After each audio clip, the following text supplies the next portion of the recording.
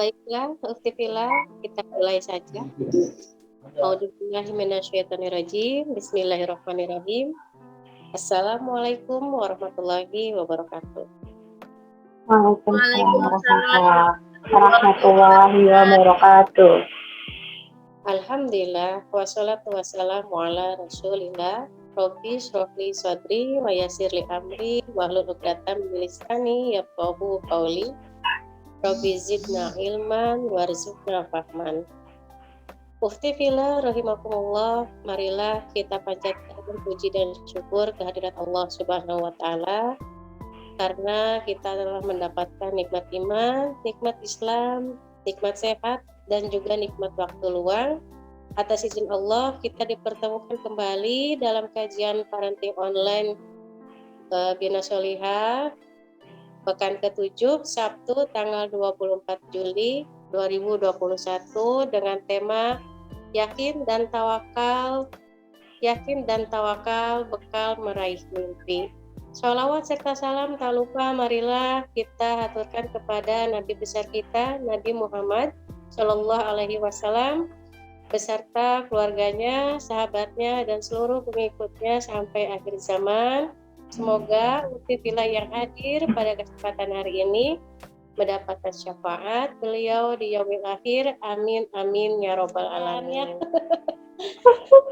Ahlan wa sahlan ucapkan kepada seluruh Ukhtifillah yang telah bergabung pada sore ini dalam acara kajian online parenting series Bina Sholihah menempa nafsiyah para bunda pekan ke-7.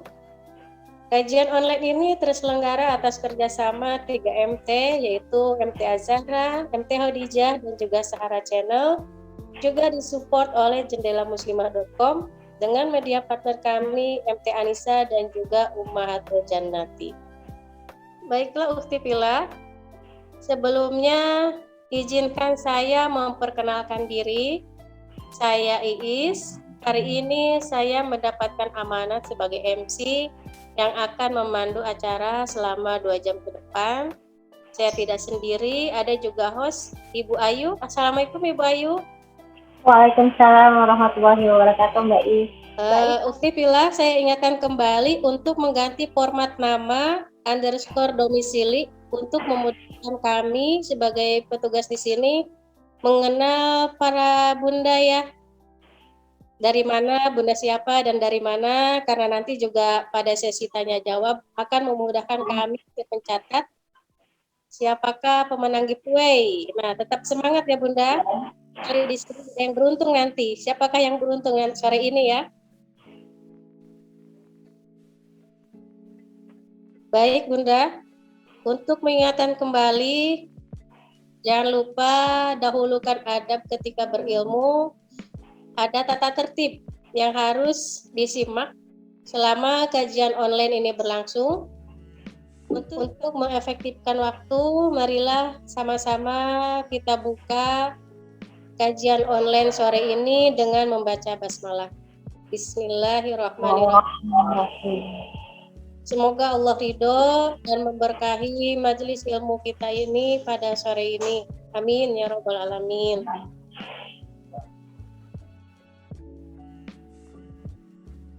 Baiklah Ukhtifillah, izinkan saya membacakan rundown acara. Yang pertama pembukaan, alhamdulillah telah saya buka. Yang kedua pembacaan kalam ilahi. Yang ketiga pemaparan materi. Yang keempat sesi tanya jawab. Yang kelimanya dokumentasi ya. Yang kelimanya dokumentasi. Yang keenam pengumuman giveaway. Yang terakhir adalah doa penutup. Baik. Kita menuju acara selanjutnya yaitu pembacaan kalam ilahi yang akan dibacakan oleh Bunda Desi kepada Ibu Ayu. Tafadhol.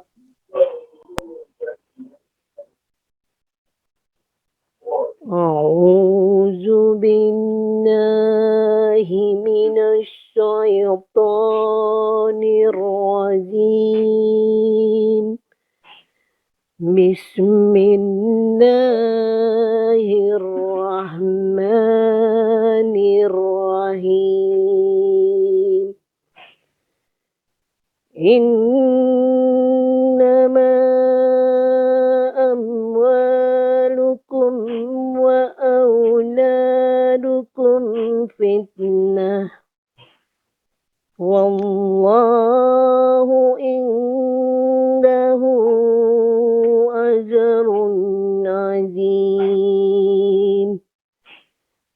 واتقوا الله ما استطعتم واسمعوا وأطيعوا وأنفقوا خيرا لأنفسكم ومن يوق شح نفسه فأولئك هم المفلحون صدق الله العظيم.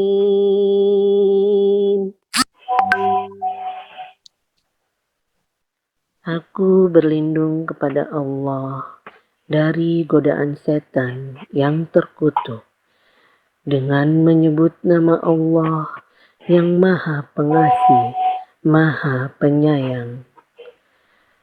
Sesungguhnya hartamu dan anak-anakmu hanyalah cobaan bagimu, dan di sisi Allah pahala yang besar. Maka bertakwalah kamu kepada Allah menurut kesanggupanmu dan dengarlah serta taatlah. Dan infakkanlah harta yang baik untuk dirimu. Dan barang siapa dijaga dirinya dari kekikiran, mereka itulah orang-orang yang beruntung. Maha benar Allah dengan segala firman-Nya. Wassalamualaikum warahmatullahi wabarakatuh. Waalaikumsalam warahmatullahi wabarakatuh. Alhamdulillah, Rabbil Alamin, jazakillah khair kepada Bunda Desi yang telah membacakan kalam ilahi. Semoga semakin menambah keberkahan pada sore ini dalam kita menuntut ilmu. Amin ya Rabbal Alamin. Semoga Bunda Desi mendapatkan selalu kesehatan ya. Amin ya Rabbal Alamin. Baiklah, Bu Ayu, apakah Ibu Nur sudah hadir ya? Sudah ada Ibu Nur Jakarta tuh. Sebentar ya, aku poin biar kelihatan sama Mbak Iis juga. Tuh. Sudah kangen. Assalamualaikum. Waalaikumsalam warahmatullahi wabarakatuh. Alhamdulillah, sehat Ibu Nur. Alhamdulillah Bu Iis, berkat doa Ibu. Alhamdulillah. Izinkan saya juga menyapa Ustazah kita, Ustazah Yanti. Assalamualaikum Ustazah. Waalaikumsalam warahmatullahi wabarakatuh. Masya Allah, Alhamdulillah sekali saya Ustazah. Alhamdulillah. Baiklah, itulah.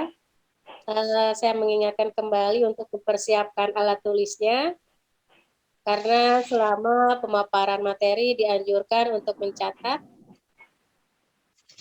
banyak ilmu yang akan disampaikan oleh Ustazah. Kita harus tetap bersemangat dalam bertolabul ilmi. Semoga menambah sakofah kita dalam dunia parenting ya. Amin ya Rabbal Alamin. Baiklah, untuk mengikuti waktu kepada Ibu Nur Maslahah, waktu dan tempat saya persilakan. Ya, jazakillah kepada Bunda Iis ya yang telah memberikan waktu dan kesempatannya. Baiklah, akhwati fillah rahimakumullah. Assalamualaikum warahmatullahi wabarakatuh. Waalaikumsalam warahmatullahi wabarakatuh. Alhamdulillah nahmaduhu wa nasta'inuhu wa nastaghfiruh wa na'udzu billahi min shururi anfusina wa min sayyiati a'malina may yahdihillahu fala mudhillalah wa may yudlilhu fala hadiyalah. Asyhadu an la ilaha illallah wahdahu la syarikalah wa asyhadu anna Muhammadan abduhu wa rasuluhu la nabiyya ba'da. Rabbi shrah li sadri wa yassir li amri wahlul 'uqdatam min lisani yafqahu qawli. Alhamdulillah, akhwati fillah rahimakumullah, sudah selayaknya lah kita panjatkan puji syukur kehadirat Allah Subhanahu wa taala yang telah memberikan nikmatnya kepada kita semua, nikmat iman, Islam, dan juga nikmat sehat yang sangat luar biasa, serta nikmat waktu, luang, dan keistiqomahan kita dalam mengkaji ya thalabul ilmi, ilmu-ilmu Islam sebagai bekal kita dalam mendidik putra-putri kita. Salawat serta salam kita haturkan pada baginda kita Nabi besar Muhammad Sallallahu Alaihi Wasallam, kepada para keluarga beliau, para kerabat beliau, para sahabat, tabi'in, pengikut-pengikut beliau yang senantiasa memperjuangkan ajaran agama Islam, dan insya Allah sampai detik ini Islam kita jadikan sebagai pedoman dan juga keyakinan dalam peraturan kehidupan kita sehari-hari. Semoga keyakinan ini terus kita bawa sampai akhirul hayat kita. Amin ya robbal alamin. Dan juga semoga nanti kelak di yaumil akhir kita mendapatkan syafaat dari baginda kita Nabi besar Muhammad Sallallahu Alaihi Wasallam. Afatifillah rahimakumullah, tak lupa senantiasa kita doakan ya kepada guru-guru kita, saudara-saudara kita, kerabat kita, tetangga, dan teman-teman seperjuangan kita, serta kaum muslimin dimanapun berada, yang saat ini Allah sedang menguji beliau-beliau semua. Mungkin ada yang diuji dengan rasa sakit ya karena wabah COVID ini, atau diuji dengan penyakit-penyakit yang lain, ataupun dengan permasalahan-permasalahan. Semoga Allah segera memberikan kemudahan jalan menuju kesembuhan dan tidak menimbulkan penyakit yang lainnya. Amin ya robbal alamin. Baiklah akhwati fillah rahimakumullah ya. Alhamdulillah kita masih dipertemukan oleh Allah kali ini dalam pekan ke-7 ya. Tak terasa ini sudah semakin deg-degan ini ya. Pekan ke-7 pertemuan kajian parenting Ruang Ibu Bina Sholihah ya, menempa para bunda. Dan insya Allah kali ini judulnya luar biasa ya.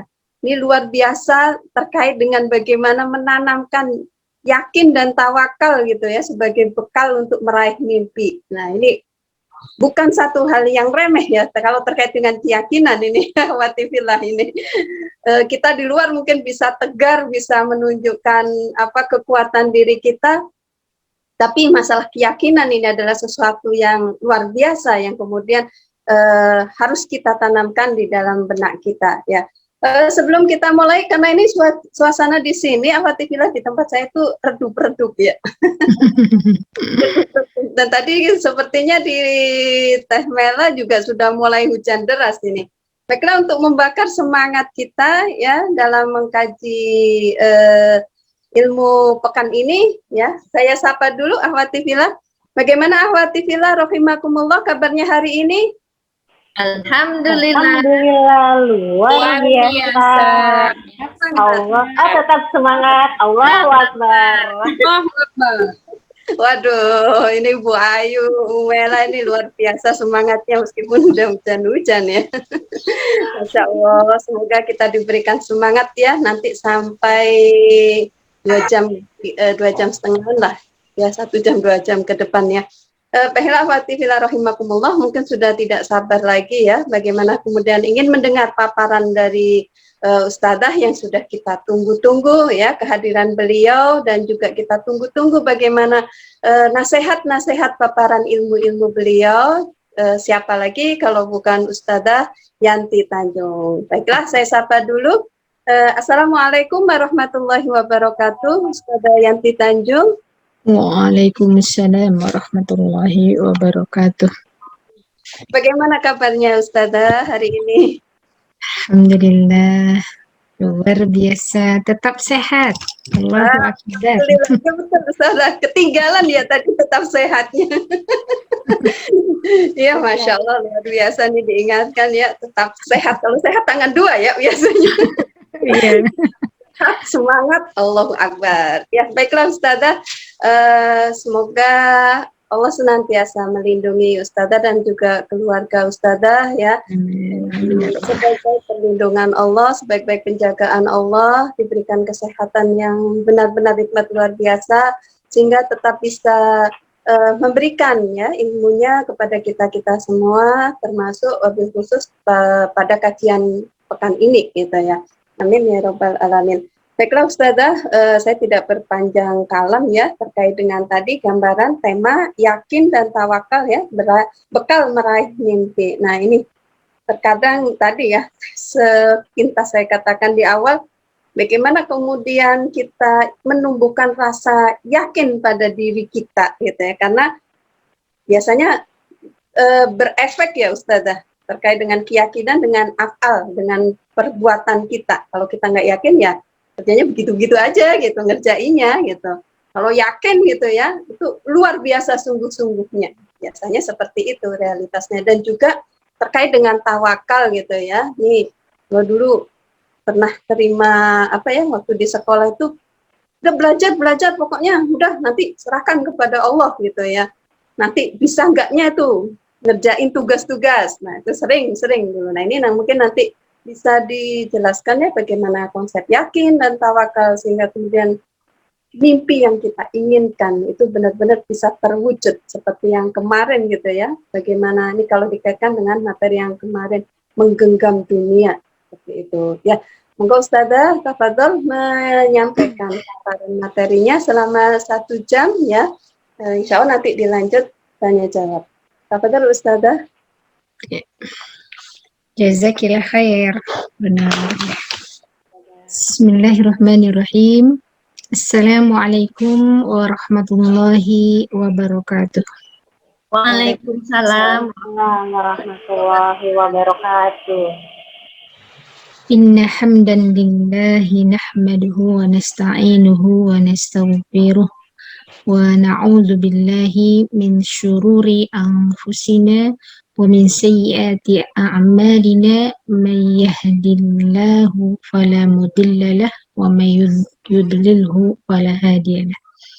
Asyhadu an la ilaha illallah wahdahu la syarika lah wa asyhadu anna Muhammadan abduhu wa rasuluh la nabiyya ba'da. Allahumma sholli wa sallim ala sayyidina Muhammad wa ala alihi wa ashabihi wa man tabi'ahum ila yaumil akhir. Allahumma inna nas'aluka ilman nafi'a wa rizqan wasi'a wa shifaan min kulli da'in. Amin ya rabbal alamin. Ibu-ibu yang dimuliakan Allah Subhanahu wa taala, alhamdulillah. Alhamdulillah Allah senantiasa memberikan kesehatan ya buat kita ya, dan kesempatan juga serta barokah waktu juga. Barokah ya, barokah waktu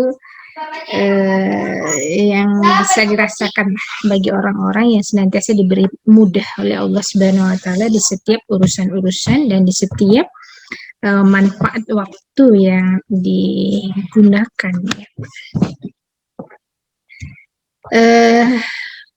Materi ini kalau bagi saya pribadi sih sangat ini ya, sangat terkesan gitu, sangat membekas sebenarnya.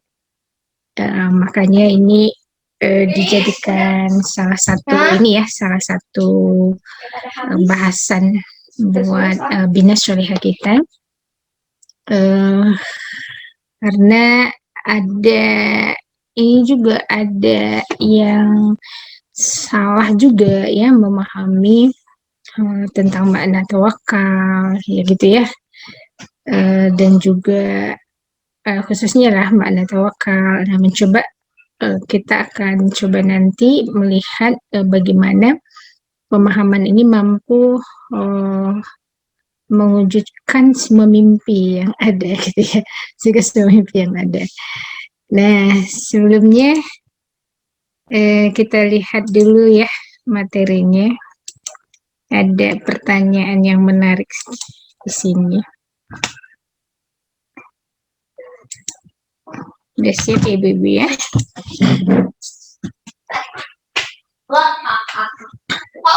Coba Ibu boleh di chat apa mimpi Bunda untuk Ananda.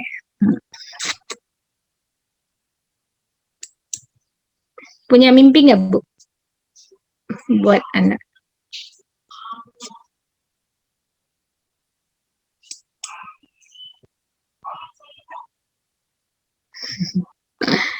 Iya, kalau pertanyaan biasanya di akhir ya, ini di awal. Jadi kurotain. Oke.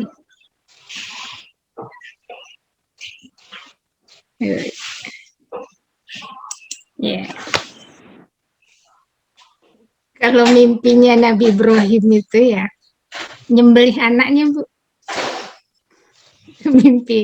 Mimpinya Nabi Ibrahim itu mimpi yang benar, yang sebenarnya ya. Itu adalah menyembelih anaknya. Perintah menyembelih anaknya. Kalau kita mimpi apa ya Bu ya? Ya. Kalau mimpi kita bukan disebut wahyu soalnya ya. Kadang-kadang itu jadi bunga tidur. Jadi bunga tidur. Ya. Tapi dalam tanda kutip ya, setiap kita harus punya mimpi ya untuk anak kita ya, bahkan setinggi mungkin setinggi mungkin. Nah, ada di sini ya, banyak soleha, bermanfaat, penolong agama Allah ya. Segalanya disebut. Tapi pernah nggak ini ada dalam mimpi Bu? saking pengennya gitu ya, kemudian terbawa mimpi di dalam tidur. Ya kayaknya enggak deh ya. Jangan bermimpi juga, kayaknya kalau bermimpi seperti Nabi Ibrahim kayaknya kita juga menolak ya. Menolak ya, aduh jangan sampai gitu ya, membunuh anak. Tapi tingkat tawakalnya Nabi Ibrahim itu jauh lebih tinggi ya dibandingkan manusia yang biasa yang seperti kita.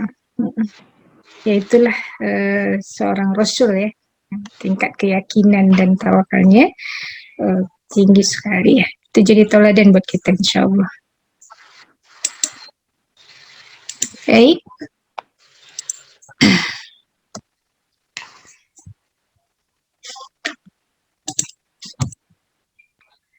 Nah, ini kita itu saat ini yang dibutuhkan itu bukan new normal, tapi new vision ya. Yang dibutuhkan itu visi baru ya, visi baru bagi seorang ibu gitu ya, di mana kita akan melahirkan generasi-generasi yang bisa menggantikan kepemimpinan hari ini ya, agar dunia ini selamat ya, agar dunia ini rahmatan lil alamin ya, begitu ya. Nah, itu membutuhkan visi baru. Jadi yang kita butuhkan bukan new normal ya Bu ya, tapi new vision ya. Satu visi yang baru ya, visi baru. Baik. Nah, ketika kita sudah punya mimpi dan kita punya visi ya, visi untuk anak, dan itu sangat besar pastinya ya di dalam benak kita, maka kita harus menguatkan azab ya, azam. Nah, di kalangan ulama mendefinisikan azam itu ya, banyak itu yang ini ya, yang mendefinisikannya. Nah, ini kita ambil salah satunya ya, bahwa amma syar'an ya, secara syariat azam itu adalah fahuwa qasdu syai' ya, yaitu menghendaki sesuatu muqtarinan bi fi'li, menghendaki sesuatu berbarengan dengan melakukannya, melakukan sesuatu itu. Jadi dia menghendaki sesuatu beriringan melakukan sesuatu itu azam ya. Azam, punya azam untuk apa ya, mewujudkan anak yang soleh. Nah itu, begitu dia berazam, saat itu juga dia beramal. Jadi sebutnya azam ya, azam itu kuat atau lemahnya yaitu tergantung ini seorang ya nanti ya, irodah gitu ya, keinginan irodah seseorang gitu, kehendak seseorang. Nah ini azam ini yang harus kita perkuat ya. Maksudnya menghendaki sesuatu yang hendak ia kerjakan dalam keadaan kehendaknya itu bersamaan dengan pekerjaan, bersamaan dengan amal. Fa idza azamta fatawakkal 'ala Allah. Gitu. Kemudian apabila kamu telah membulatkan tekad, ya maka bertawakallah kepada Allah. Ini yang satu paket itu ya, satu paket. Fa idza azamta azam wa tawakkal 'ala Allah. Maka bertawakallah kepada Allah Subhanahu wa taala. Nah, rumusnya itu antara azam dengan ketawakalan tadi, dia ada rumusnya itu. Satu, menempuh sababiyah. Kedua, tawakal ala Allah. Ya, menempuh sababiyah. Kedua, tawakal ala Allah. Menempuh langkah-langkahnya. Jadi tidak hanya diangan-angan, ya. Pengen anak soleh tapi nggak ada actionnya gitu, itu nggak bisa ya, tidak bisa. Jadi harus menempuh sababiyah. Misalkan pengen anak yang soleh, udah gimana Allah saja gitu. Kalau menghendaki soleh pasti soleh, ya kan? Seperti halnya ketika ada yang menghadapi pandemi, ya gimana Allah saja. Kalau Allah mau menghendaki mati, ya pasti mati gitu. Kalau mau hidup, ya hidup, gitu kan? Seperti itu kan ya. Itu bukan tawakal sebenarnya, bukan.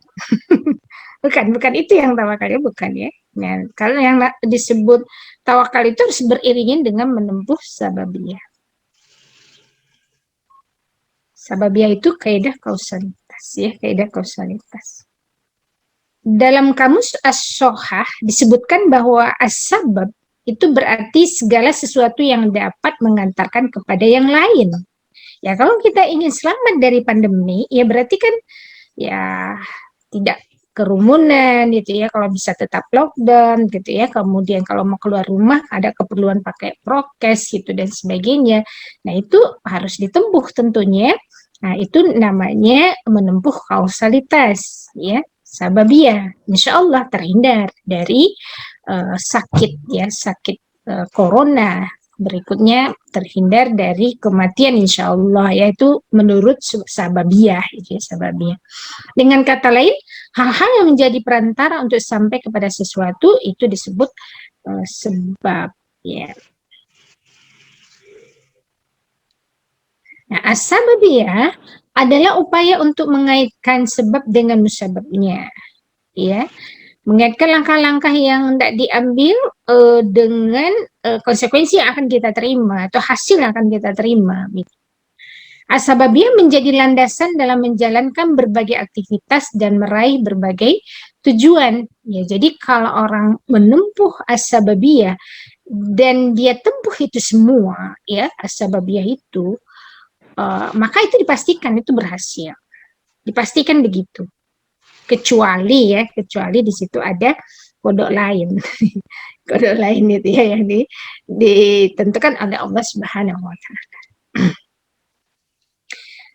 Nah, sababiyah itu menghubungkan sebab fisik ya, fisik kita dengan akibat-akibat fisik dalam mencapai suatu tujuan. Jadi dia itu memang aktivitasnya aktivitas fisik nyata, bisa diihsas, bisa diindra oleh manusia gitu. Dan dia aktivitas fisik. Dan jika seseorang mampu menghubungkan sebab dan akibat secara fisik dalam mencapai suatu tujuan yang bersifat fisik, maka pasti akan tercapai mimpinya. Capai ya mimpinya itu. Ya, kalau misalkan orang ingin ingin mengalahkan musuh di medan jihad misalnya, ya harus ikut berperang dong gitu ya, dengan persenjataan yang bisa mengimbangi atau kalau bisa melebihi yang dimiliki oleh musuh. Gitu. Tentu tidak bisa ditempuh dengan membaca Sahih Bukhari Muslim gitu ya kalau untuk jihad itu kan, atau dengan istighosah ya, namanya jihad ya berjihad ya harus fisik itu berperang gitu ya, nggak cukup pakai istighosah. Melawan pandemi kerumunan pakai istighosah, nggak jalan. Nggak bisa. Ya kan? Kerumunan gitu ya, kita doa bareng gitu ya. Nah, ya kerumunan, doa istighosah untuk melawan pandemi. Ya nggak bisa. Ya, karena masing-masingnya punya kodarnya ya. Kodarnya yang bisa mengantarkan kita kepada sesuatu yang lain yang itu akan menghasilkan ya. Kalau kita melakukan itu pasti yang kita hasilkan ini. Itu sudah logika yang sudah dipahami oleh kita ya ketika kita menempuh sababiyah ini. Itu mimpi kita akan tercapai. Ketika kita bermimpi anak kita ingin menjadi hafiz Quran, itu berarti kan ada sababiyah yang harus ditempuh. Ya kan? Kepengen dia misalkan ya 1 bulan dapat 1 juz misal ini kalau ini ternyata susah ya Bu ya 1 bulan dapat 1 juz itu, kecuali juz 30 1 bulan dapat Bu 1 juz. Udah beranjak ke juz 29 pernah nyoba sendiri Bu, bisa 1 bulan 1 juz? Pernah nyoba nggak? Ternyata susah ya. Apalagi udah tua begini. Kalau anak-anak bisa. Makanya kebayang itu begitu. Betapa susahnya ya ternyata menghafal Al-Quran itu. Nah, Ibu kalau punya anak-anak penghafal Al-Quran, coba juga menghafal biar kerasa gitu ya.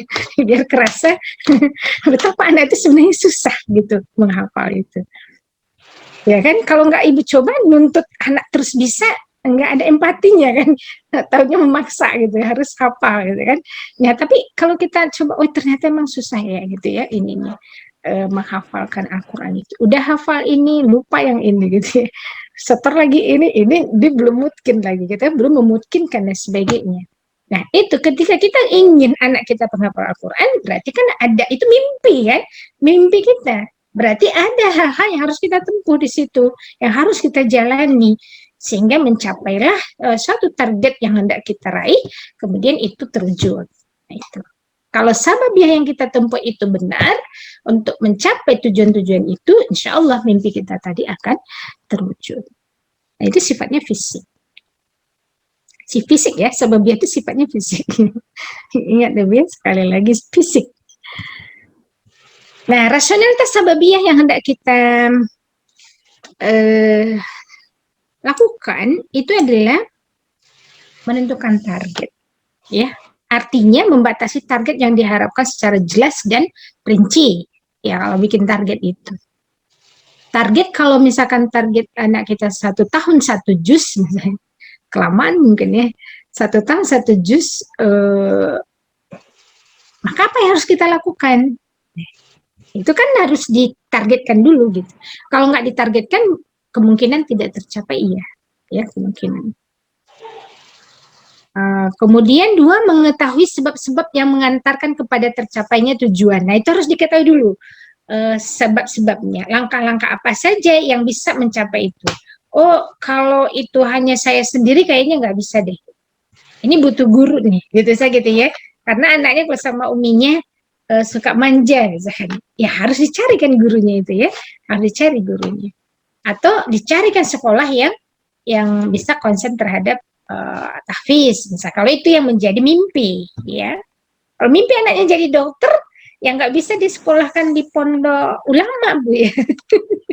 Anaknya pengen jadi dokter, tapi pesantrennya pesantren yang menuju keulamaan, ya nggak nyambung, begitu kan. Ya harus dicarikan sekolah yang memang bisa menunjang mimpi-mimpi anak dan kita. Terus mengaitkan sebab dan akibat secara benar. Ya harus benar dong ya mengaitkannya. Yang itu tadi ya sababiyahnya. Kalau ingin menang dalam pertempuran jihad, ya tidak bisa pakai istighosah gitu ya. Tidak bisa pakai Sahih Bukhari ya, menghafalkan Sahih Bukhari.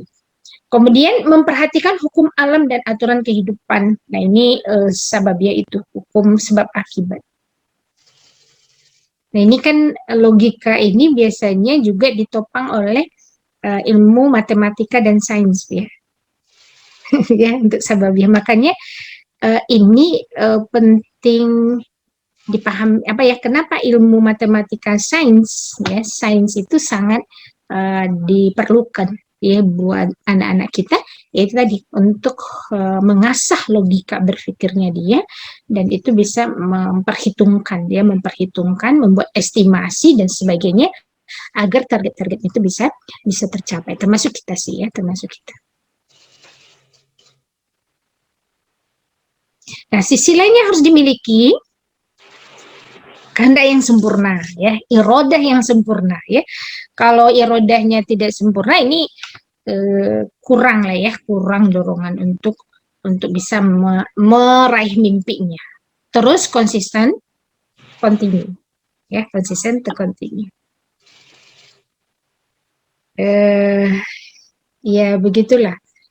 Kadang kita itu ya pandai bikin program, pandai bikin rencana, tapi kehendaknya kurang. Ya keinginannya kurang, konsistennya apalagi gitu ya, kontinuitasnya. Kemudian adanya perasaan butuh terhadap satu aktivitas itu, memang kita butuh gitu ya, kita butuh, makanya kita melakukannya. Ya itu ya sisi lainnya harus kita miliki itu. Kayak ini kebutuhan kita menjadikan anak sebagai penghafal Al-Quran itu apa biasanya yang memotivasi orang tua? Agar dipasangkan mahkota. Itu tuh kok ini banget ya, ya makanya ada anak yang bilang gitu, aku yang menghafalnya kok Umi yang dapat mahkotanya. Ada tuh anak yang kritis. Tapi gitu ya, tapi adakah kita sebagai orang tua juga bercita-cita untuk menjadi penghafal Al-Quran dan ingin memasangkan mahkota kepada ibunda, gitu ya, kepada ayahanda? Nah itu bisa ditanya pada diri sendiri kan. Ini nuntut anaknya yang menghafal Al-Quran gitu ya. Nah, sementara kitanya sendiri nggak punya target ke arah situ, ya pasti nggak jalan. Tapi kalau kita targetkan, kita pasti cari jalannya kan. Cari jalannya. Dan biasanya seiring dengan kehendak kita yang sempurna ya, seiring dengan perasaan kita butuh terhadap itu, seiring itu juga Allah kasih jalannya. Biasanya begitu ya, Allah kasih petunjuknya, dikasih jalannya. Nah ini ya butuh nggak kita menjadi penghafal Al-Quran misalkan ya, itu nanti kalau nggak butuh ya pasti nggak akan jalan, memang pasti tidak akan ada mimpi ke situ ya, tidak akan ada mimpi ke situ. Atau butuh nggak kita dengan sakofah bahasa Arab itu dengan baik dan benar gitu ya, atau kita butuh nggak dengan usulul hadis misalnya, belajar ilmu hadis gitu kan. Para ibu ini butuh tidak dengan belajar fikih dan usul fikih dengan baik dan benar misalkan. Nah itu seiring dengan itu Bu, sababiyah itu bisa ditempuh. Ya kalau tidak ada kebutuhan terhadap itu pastinya enggak, ya pastinya enggak. Nah, cuma masalahnya bagaimana menanamkan kebutuhan itu gitu ya, bahwa kita merasa butuh. Nah itu yang mungkin PR lagi ya, PR kita, menanamkan kita rasa butuh terhadap bahasa Arab gitu ya, rasa butuh terhadap ulumul Quran misalkan, butuh juga terhadap ulumul hadis misalkan ya, atau fikih misalkan, atau fiqh dakwah dan sebagainya. Nah itu menumbuhkan itu gimana gitu ya, cinta terhadap ilmu itu, sehingga kita betul-betul punya kesungguhan dalam sababiyah ya, sababiyah. Ketiga, adanya keseimbangan antara dorongan yang kita punya dan cita-cita kita yang ada pada diri kita itu dengan kemampuan dan fasilitas yang dimiliki. Tentunya harus mengukur potensi juga ya, mengukur potensi. Dari sebanyak tawaran kajian gitu ya Bu, ya kajian. Oh sini ada kajian ini, aduh kepengen. Sini ada kajian hadis, ini kepengen juga. Oh ini ada kajian, itu kalau diborong semua nggak punya target ya nggak jelas juga nanti, nggak kesana nggak kemari. Ya harus ada satu fokus dulu gitu ya, yang lain tunda dulu ya. Punya target, udah saya konsentrasinya ini saja dulu selama pandemi ya, mudah-mudahan tercapai gitu ya. Walaupun itu pengen udah lewat dulu deh gitu ya, udah kepengen sih sebenarnya. Terus yang ini kepengen juga gitu. kayaknya nggak punya waktu gitu ya. Nah, akhirnya kita memilih satu. Ya, ada satu yang hendak kita, satu atau dua target, atau 3 target yang hendak kita capai. Alhamdulillah itu biasanya bisa tercapai. Nanti baru beralih kepada target-target berikutnya.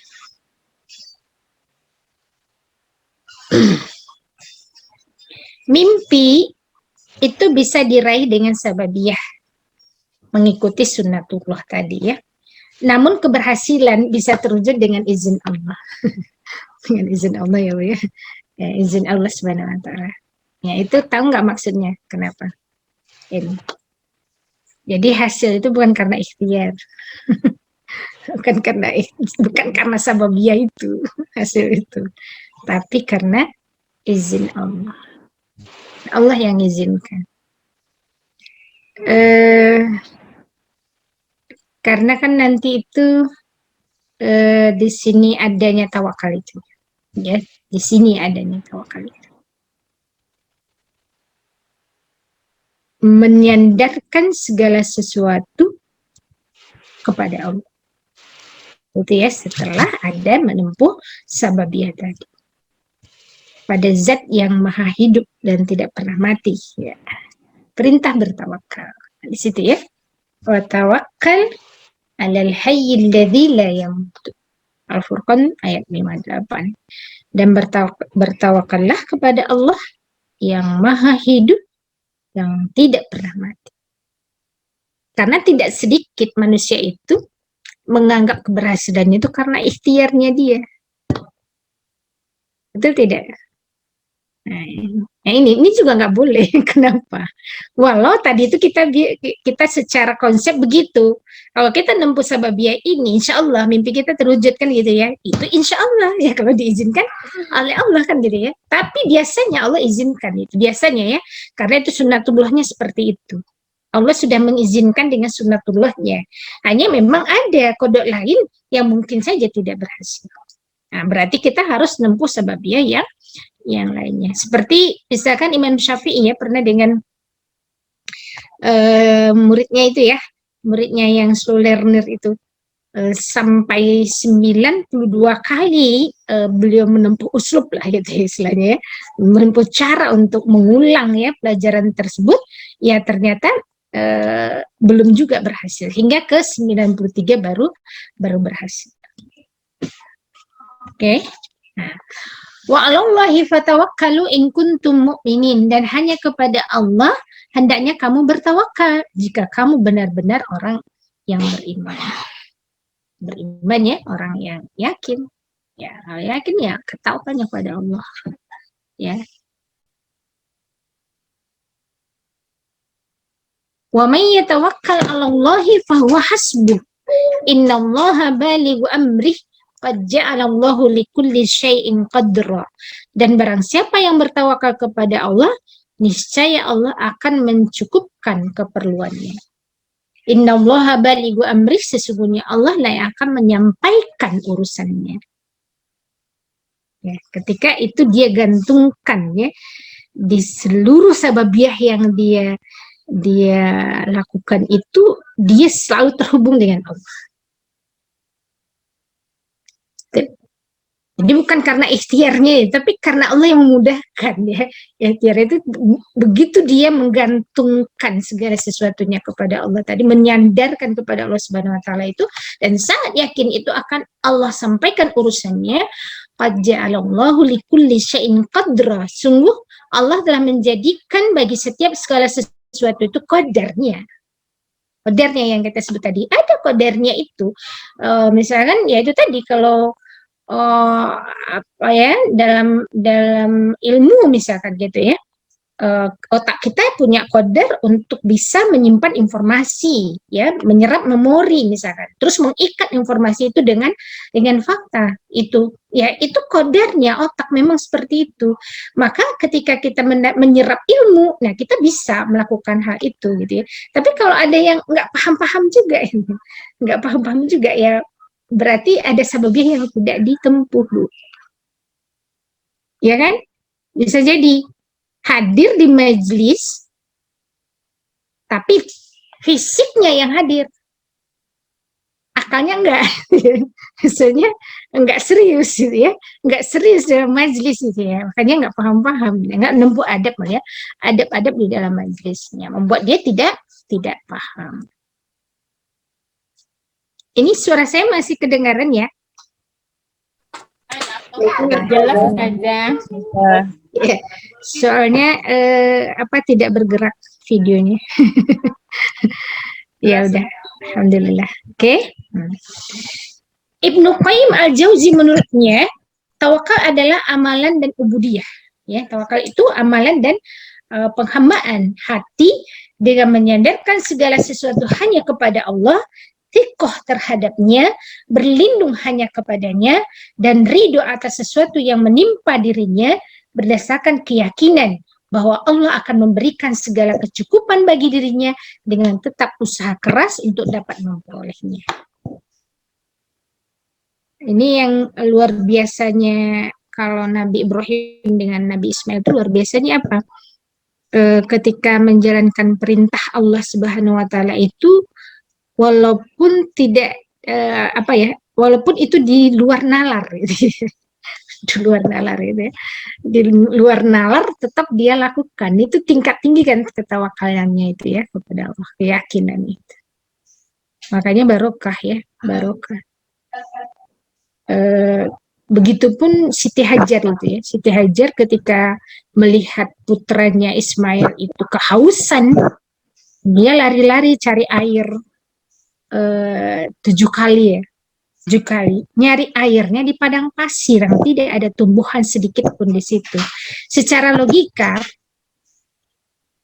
kalau nggak ada tumbuhan, ada air nggak, Bu? Nggak ada. Itu di luar nalar tuh lari-larinya itu juga gitu ya. Nyari kemana gitu ya. Tapi ya itulah ikhtiar yang dilakukan yang di luar nalar itu, Bu, itu barokah gitu ya. Barokah apa? Ada air itu, air Zam-Zam itu sampai sekarang dinikmati oleh orang sedunia kan, sesuai kebutuhan. Kalau kebutuhan sedikit dia keluarkan sedikit, kalau kebutuhannya banyak dia keluarkan banyak gitu. Ya, itu barokahnya Nabi Ismail kan ya sama Siti Hajar. Ya barokahnya Nabi Ibrahim juga begitu. Ya, terbiasa ya mereka. Kalau kita sih nggak pernah diperintahkan Allah sesuatu yang luar nalar mungkin ya, tidak pernah. Tapi ada yang di luar nalar kita juga. Banyak orang juga nggak yakin dengan akan adanya kebangkitan Islam misalnya. Kebangkitan Islam. Untuk yang kedua kalinya misalnya, Islam akan berjaya. Nah, banyak orang yang tidak yakin dengan itu. Banyak orang yang juga langkah-langkah dakwah yang kita tempuh itu dianggap sia-sia gitu. Luar nalar ya, luar logika gitu. Nggak mungkin kalau nggak pakai demokrasi gitu kan, kayak gitu ya.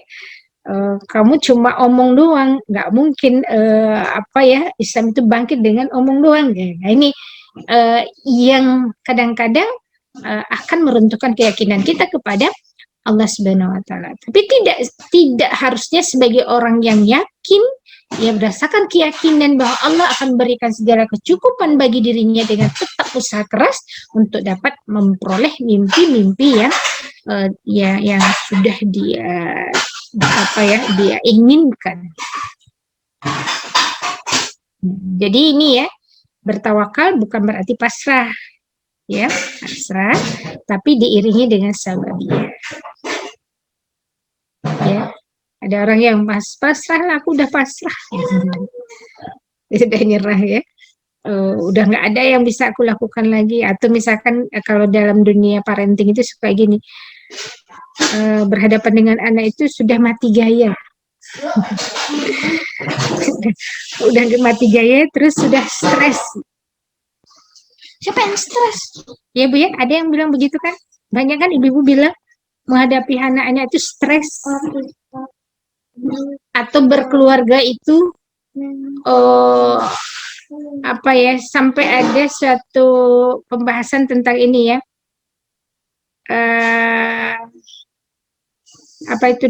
Menjaga kewarasan ibu ya. Jaga kewarasan ibu.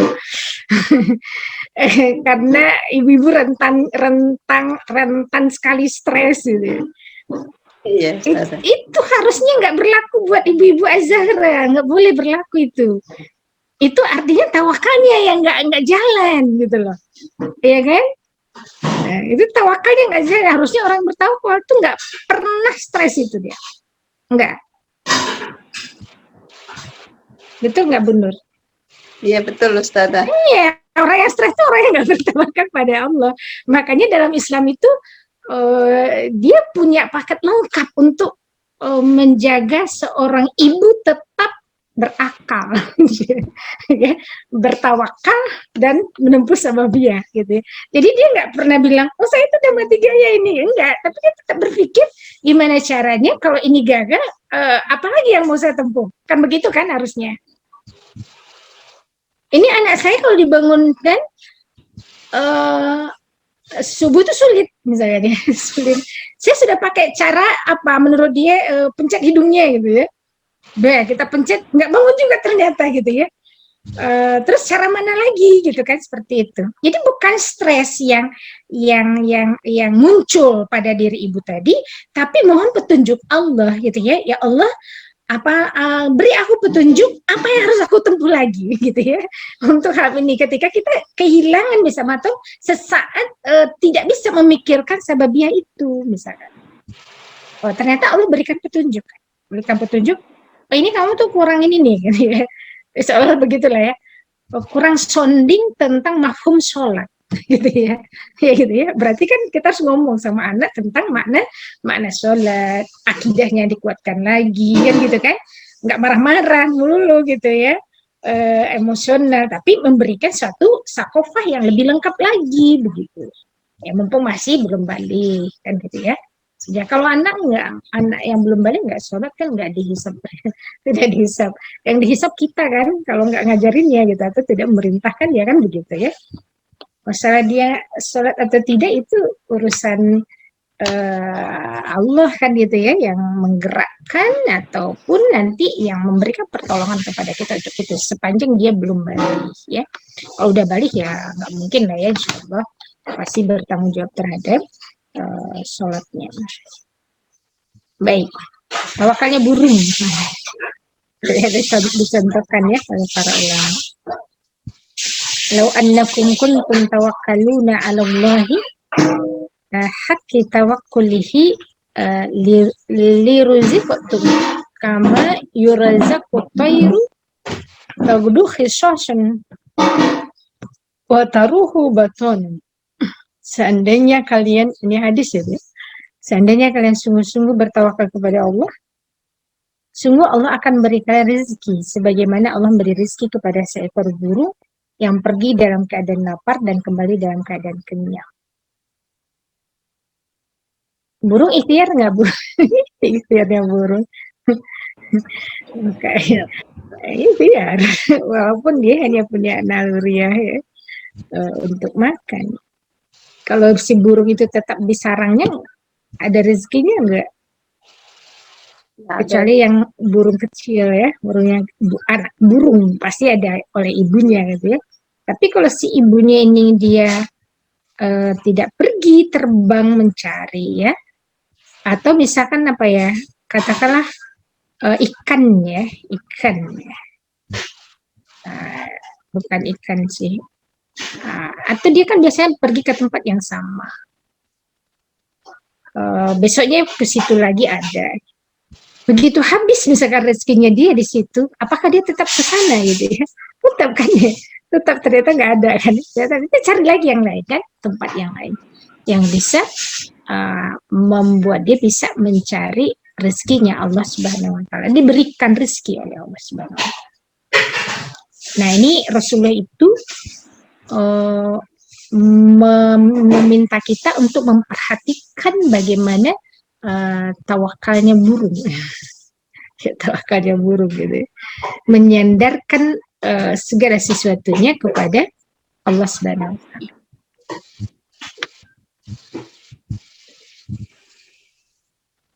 Gitu ya. Kemudian nih yang harus digarisbawahi ya. Yang ini harus digarisbawahi. Bersandar kita bukan pada sebab. Ya. Jadi tadi kan menempuh sababiyah. Cuma bersandarnya kita itu bukan pada sebab, tapi kepada Allah Subhanahu wa taala yang Maha hidup dan tidak pernah mati. Nah, tapi jika meninggalkan sebab itu ada cacat dalam syariat. Jadi dia nggak menempuh sababiyah itu, dia nggak menjalankan syariat, ya kan? Nah, syariat Allah itu kan merupakan perintah dan larangan ya, perintah dan larangan itu sababiyah itu ya, sababiyah.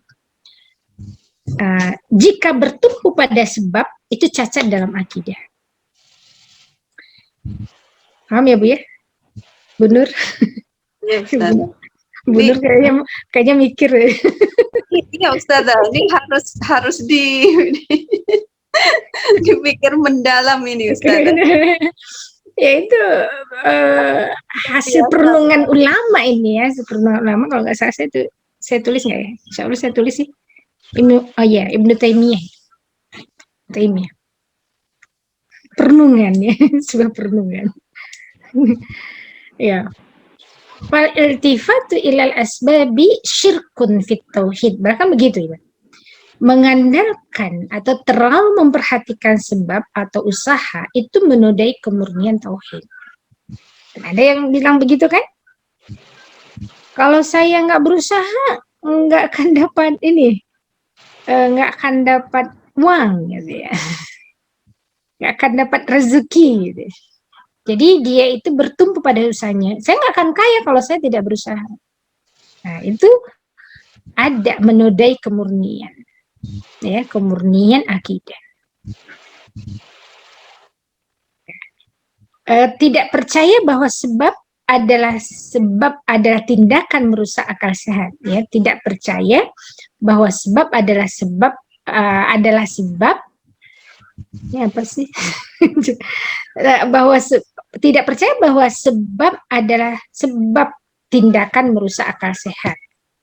Tidak mau melakukan usaha atau sebab adalah celaan terhadap syariat yang memerintahkannya. Jadi nggak boleh juga tidak berusaha gitu. Atau meninggalkan sebab, ya dia meninggalkan, ada celaan tuh terhadap syariat. Misalkan seorang suami antar juga rezeki datang aja kok nggak perlu berusaha. Nah itu tuh kan dia ada menodai syariat itu ya, menodai syariat. Hamba berkuasa.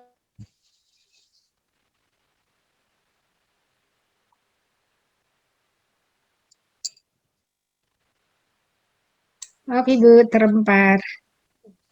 Iya Ustazah. Apa-apa Ustazah. Ya, putrinya yang mana? Ya tuh. Karena aneh itu harus. Ya, kita lanjut dulu ya. Nah, hamba berkewajiban menjadikan hatinya itu bersandar kepada Allah, bukan bersandar kepada usaha semata. Ya, bukan bersandar pada usaha. Allah lah yang memudahkannya untuk melakukan sebab yang akan mengantarkannya kepada kebaikan di dunia dan di akhirat. Jadi setiap sababiyah yang dilakukannya itu harusnya itu sandarannya kepada Allah Subhanahu wa taala.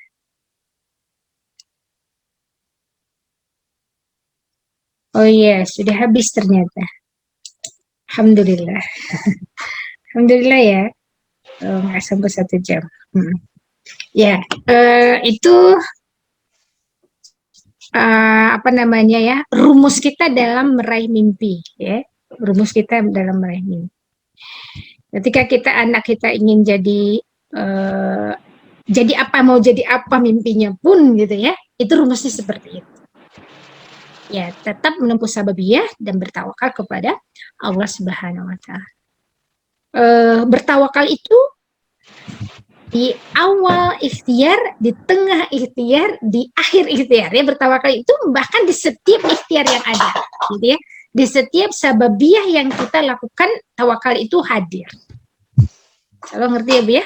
Ya, begitu. Ya, makanya keyakinan seorang ibu ya terhadap apa yang hendak dia cita-citakan ya kepada anaknya itu, insya Allah gitu ya, insya Allah itu berpadu padan dengan ruhiyah seorang ibu ya yang dimilikinya, tapi dia akan bersemangat terus ya, di dalam berikhtiar ya, dalam berusaha. Apapun hasilnya ya diserahkan kepada Allah Subhanahu Wa Taala, meskipun keinginannya kepengen seperti itu begitu ya. Tapi insya Allah ya Allah akan mewujudkan mimpi-mimpi kita tersebut, karena Allah tahu ya, karena itu sesuatu yang kita azamkan tadi itu adalah doa-doa yang kita panjatkan kepada Allah Subhanahu Wa Taala. Sebenarnya begitu ya. Ya, alhamdulillah materi hari ini saya cukupkan dulu ya. Mudah-mudahan banyak manfaat yang bisa kita ambil ya dari materi keyakinan dan ketawakalan. Ya, sepenuhnya saya serahkan kembali ke Bu Nur. Jazakillah Ustazah Yanti Tanjung atas paparan materinya. Luar biasa, membuat saya terbengong ini Ustaz. Benar-benar berpikir gitu ya, Masya Allah luar biasa. Tadi benar-benar ternyata mengesankan seperti apa yang disampaikan Ustazah di awal ya. Jadi rumus yang tadi ya, rumus untuk bisa meraih mimpi adanya sababiyah dan tawakal itu harus hadir dua-duanya, dan meluruskan pemahaman tentang tawakal selama ini yang melekat mungkin ya. Nah, terus terang dari dulu tuh dapatnya terakhir habis belajar ya sudah. Jadi mau beli apa? Tes. Tapi alhamdulillah sudah dapat pencerahan. Dan luar biasa sekali ya bahwa dalam pembahasan ini meskipun tadi untuk meraih mimpi itu ternyata akidah harus ada tadi ya. Syariat juga harus ada, dan ini tidak hanya sekedar, kalau saya merasakan ya Ustazah tadi yang disampaikan tidak hanya sekedar untuk mendidik generasi ya kebetulan ini karena kajiannya parenting gitu ya Ustazah, tapi sepanjang kajian pemaparan tadi ya benar juga ya, mungkin saya ingin jadi orang yang bisa menyampaikan dengan bagus. Nah ini tadi sababiannya apa, tawakalnya apa gitu ya. Itu yang membuat tadi sampai Masya Allah luar biasa materi ini ya. Akhwati fillah rahimakumullah, sudah tidak sabar ya, tadi sudah ada yang ngantri pertanyaan ya. Tapi kemarin masih ada PR ini Ustazah gitu ya. Bagaimana nih, kita selesaikan PR yang kemarin atau tadi sudah ada 2 pertanyaan sepertinya ya? Iya Bu Nur, ada 2. Iya. Saya selesaikan sebentar ya Ustazah untuk pertanyaan yang kemarin biar tidak biar tidak numpuk nantinya. Ustazah masih ada kan? Masih, cuman kayaknya Ustazah di mute, Ustazah nggak Iya ada. Coba saya lanjutkan yang kemarin dulu ya. Oke. Bisa digabung sepertinya ya. Assalamualaikum warahmatullahi wabarakatuh. Ustazah mohon bertanya, ini saya agak kepotong ya dari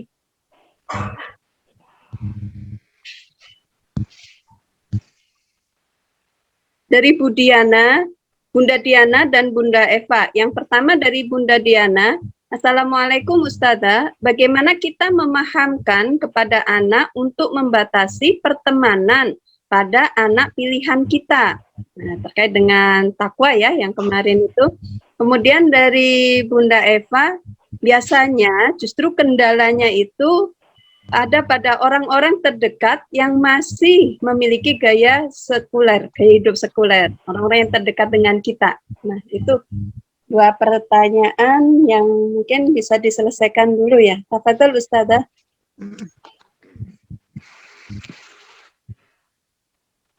Iya, mungkin ini ikhtiar ya yang bisa dilakukan. Untuk kalau itu kaitannya dengan pemahaman, berarti Ibu bisa pakai 2 dalil ya, 2 dalil. Bisa pakai dalil akli ya, secara logika ya, yang mungkin bisa dipahami oleh anak. Bahwa Nanda kan ingin menjadi anak soleh, gitu kan ya, anak soleh. Berarti kalau teman-temannya itu adalah teman-teman yang tidak soleh, nah itu akan mempengaruhi kita kan gitu ya, nanti membuat kita jadi tidak soleh. Nah itu mungkin logika-logika yang ini bisa dicari gitu ya, dicari bahasanya yang mungkin itu sesuai dengan level berpikirnya ya, level berpikir anak tersebut. Atau bisa pakai hadis ya, bisa pakai hadis Rasulullah SAW juga, misalkan bahwa Rasulullah itu memerintahkan bahwa Rasulullah itu, kata Rasulullah, seseorang itu dilihat siapa temannya, gitu kan ya, siapa temannya begitu. Terus juga bisa diceritakan juga bahwa teman itu bisa menjadi syafaat kita nanti di surga, ya kan? Dia bisa akan menolong kita saat kita yaitu hanya bisa dengan teman yang soleh tentunya, bukan teman-teman yang tidak soleh.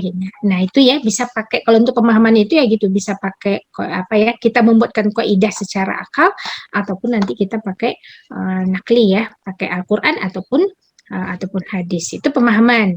Nah hanya kan ini tidak akan serta merta apa ya dilaksanakan oleh anak, karena anak juga butuh mencerna, itu biasanya ya, butuh mencerna. Kadang nggak saat itu dia mengamalkannya, tapi seiring bertambah usia dan itu terus diulang-ulang oleh kita, nah nanti juga akan dia berbekas lah buat dirinya, akhirnya dia mengikatkan maklumat sabiqah atau informasi yang kita berikan tadi dengan amalnya, ya gitu ya. Jadi jangan apa ya berlelah-lelah memberikan pemahaman, karena pemahaman itu butuh diulang-ulang ya Bu ya, nggak cukup sekali, tidak cukup. Gimana juga akal anak itu berangsur, kodarnya diberikan oleh Allah Subhanahu Wa Taala. Ini harus kita pahami ya, kodarnya akalnya anak itu tidak langsung kuat mengikat informasi yang kita berikan dengan amalnya. Ya, makanya banyak kesalahannya gitu ya, banyak kesalahannya. Nah, inilah tugas kita untuk terus memahamkan dan mengikatkan pemahaman itu dengan amalnya. Sampailah nanti di usia-usia memais ya, bahkan 10 tahun lah, patokan 10 tahun itu dia sudah memiliki pola berpikir Islami, dan pola berpikir Islaminya itu dia ikatkan dengan amalnya tadi ya, dengan pola sikap yang Islami. Disitulah dia memiliki syahsiah Islamiyah. Nah ini yang penting tidak boleh bosan untuk menstimulasi berpikir anak, untuk memberikan informasi-informasi yang benar, berpikir benar, dan juga dalil-dalil yang terkait ya dengan kebenaran itu, yaitu jangan bosan lah gitu, karena tugas kita hanya seperti itu ya. Mungkin itu barangkali untuk yang pertama. Yang jadi masalah adalah orang-orang terdekat. Ya betul Bu, ya di kehidupan yang tidak Islami ini mana ada gitu ya yang tidak jadi ancaman gitu ya. Wah ini ancaman semua kan. Di rumah sendiri juga ancaman, nanti lagi keluarga besar dan sebagainya. Nah di situ letak kekuatan pengaruh mungkin yang harus kita upgrade diri kita tadi. Ya kalau begitu saya harus lebih berpengaruh dong gitu ya terhadap anak dibandingkan orang sekitar tadi, begitu. Ya kan? Ya kalau kita misalkan kuat pengaruh kita, tapi anak insya Allah akan menjadikan ibunya atau ayahnya jadi referensi. Ya, referensi, bukan orang lain. Tapi begitu anak justru menjadikan orang lain jadi referensi, berarti kekuatan pengaruh ayah bundanya belum. Itu sih ininya. Nah, ya kan kemarin tuh kan kita udah mengungkapkan dalil mamin mauludin illa yuladu alal fitri itu ya, itu tuh maknanya adalah bahwa orang tua itu punya kuasa dan untuk mensuasanakan lingkungan anak, artinya dia punya kuasa, bisa berpengaruh gitu si orang tua tadi itu ya, dia punya kekuatan pengaruh begitu loh orang tua. Hanya persoalannya kan apakah orang tua ini memposisikan dirinya orang yang mempengaruhi atau orang yang terpengaruh. Nah itu persoalannya gitu ya. Itu tinggal pilih aja posisinya gimana. Ya mungkin itu ya, cukup ya jawaban. Bagaimana Bunda Diana sama Bunda Eva, ada sesuatu lagi yang mau didiskusikan? Jelas, Ustazah. Alhamdulillah. Alhamdulillah. Ya, Ustazah, kita masuk ke pertanyaan untuk pekan ini. Alhamdulillah cukup dari Bunda Diana juga. Sama ini dari Bunda Diana juga, Ustazah. Izin bertanya, Ustazah, menyampaikan ketika kita memiliki keinginan atau mimpi, kita perlu menempuh sababiyah. Namun hasilnya atas izin Allah. Di beberapa kajian saya pernah mendengar terkadang kalau kita mau mendapatkan sesuatu, kita langsung berpikir sababiyahnya dulu. Allah baru nanti. Contohnya seperti perkara kita sedang sakit. Kita mikirnya pasti harus minum obat apa ke dokter dulu. Nah, Ustadz yang mengisi kajian tersebut menyampaikan, harusnya yang pertama-tama kita ingat bukan obat atau dokter, tapi harusnya ingat kepada Allah dulu, minta kepada Allah, baru melakukan sababiyah. Karena Allah lah yang menyembuhkan, barulah melakukan sababiyah. Itu bagaimana Ustazah? Ya, berarti ada yang sababiyah dulu, ada yang Allah dulu gitu ya. Iya tadi ya, kalau menangkap pertanyaannya itu. Ya, berarti salah rumusnya. Kan saya bilang rumusnya 2, sababiyah, tawakal. Sudah. Ya itu nggak bisa begitu gitu. Jadi kan akhirnya kan pro kontra di situ ya. Mana lebih dulu? Nggak ada yang lebih dulu. Tidak ada yang lebih dulu. Silakan lakukan itu serentak ya, seperti yang tadi kan disebutkan, itulah azam gitu loh. Faida azam fatawakal Allah. Jadi ketika memang bertekad untuk menempuh sebuah bermimpi untuk sembuh, bisa bermimpi untuk sembuh, jadi punya target untuk sembuh, itu seiring dengan tawakal dan juga seiring dengan sababiyah yang dilakukan. Itu rumusnya itu udah 2 itu, nggak bisa dipilah mana yang lebih dulu. Ya kan? Karena tawakal itu ada di setiap sababiyah itu. Di setiap sababiyah itu. Yang menciptakan kodar kalau minum obat ya, yang menciptakan kodar kalau minum obat ini akan turun panas, yang misalnya paracetamol nih, misalnya Bu ya, mau minum paracetamol akan sembuh, begitu kan ya? Nah, yang menciptakan kodar bahwa paracetamol itu bisa menurunkan panas itu siapa? Allah kan gitu ya. Nah itu. Jadi nggak akan ada lepasnya seseorang itu ya, seorang muslim itu dari tawakal dan sababiyah. Ya begitu ya, mungkin singkat situ ininya jawabannya. Ya, rumusnya 2. Ya, Bunda Diana, bagaimana? Ada yang perlu diperjelas lagi?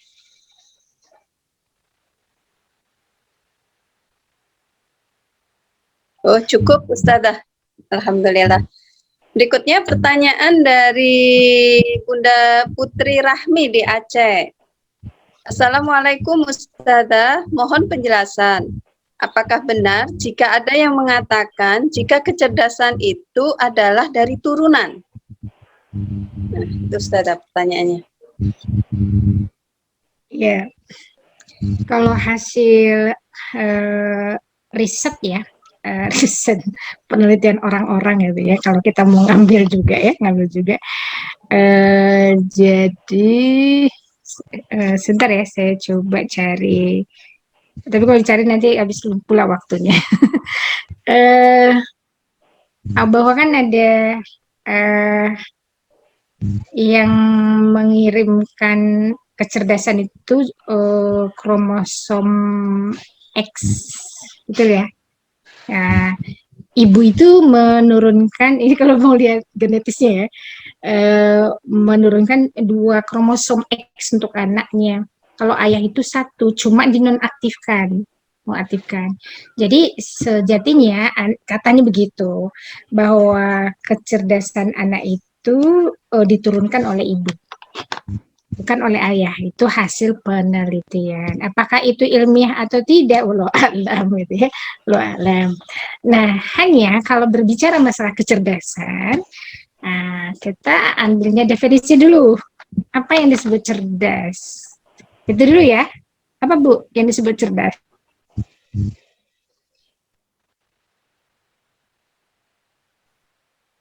Sepertinya Ibu melek. Terputus Jadi ya. lagi, sinyalnya tuh ini lagi nggak kooperatif. Lagi hujan. Iya.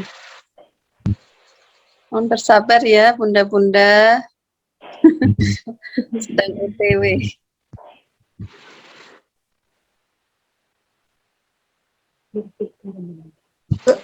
Apa nih ya sinyal kayaknya. Ya, Bu. Nah ini yang disebut cerdas. Ibu ngerti nggak? Ngerti. Ada yang apa ya pernah mendapatkan referensi yang disebut cerdas itu apa? Kecerdasan itu apa?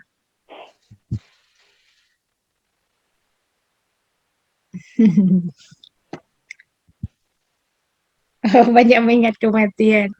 Kalau ini versi Rasulullah, versi Rasulullah ya. Ini yang fakta ya, fakta kecerdasan. Ini enggak ngukur muslim ataupun tidak. Yang disebut orang cerdas itu kayak gimana?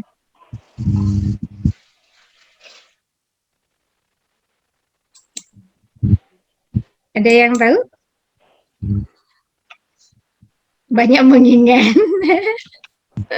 Kalau ada orang banyak mengingat itu sebutnya cerdas ya. Ya, ini saya ngambil yang ini aja ya, yang saya udah yakin lah gitu definisinya. Itu yang dari Syekh Taqiyuddin An-Nabhani saja ya, saya ambilnya ya. Syekh Taqiyuddin An-Nabhani itu di kitab At-Tafsirnya dia mengatakan ada kecerdasan itu yang pertama itu adalah suratul ihsas ya, suratul ihsas wa suratul irtibad ya itu. Kecepatan ya, orang cerdas ya. Kecepatan mengindra dan kecepatan mengikatkan indera dengan informasi. Itu fakta kecerdasan. Fakta kecerdasan. Berarti itu aktivitas berpikir ya Bu ya. Berarti kan ya. Nah kalau aktivitas berpikir itu unsurnya ada 4 kan ya. Ada yang udah paham kan ya. Ada 4 ya. Ada panca indera. Ada fakta. Ada panca indera. Ada apa lagi Bu? Ada otak. Kemudian ada Ma'lumat sabiqah. ada ma'lumat sabiqah. Ada 4 kan. Berarti kan fakta itu diindra oleh otak, diindra oleh panca indera ke otak. Kemudian ada ma'lumat sabiqah yang nanti diserap oleh otak. Kemudian dia mengikat maklumah itu mengikatkan dengan benda. Gitu kan? Gitu ya. Jadi kerja indera itu menyerap fakta ke otak. Kemudian indera itu juga menyerap informasi ke otak.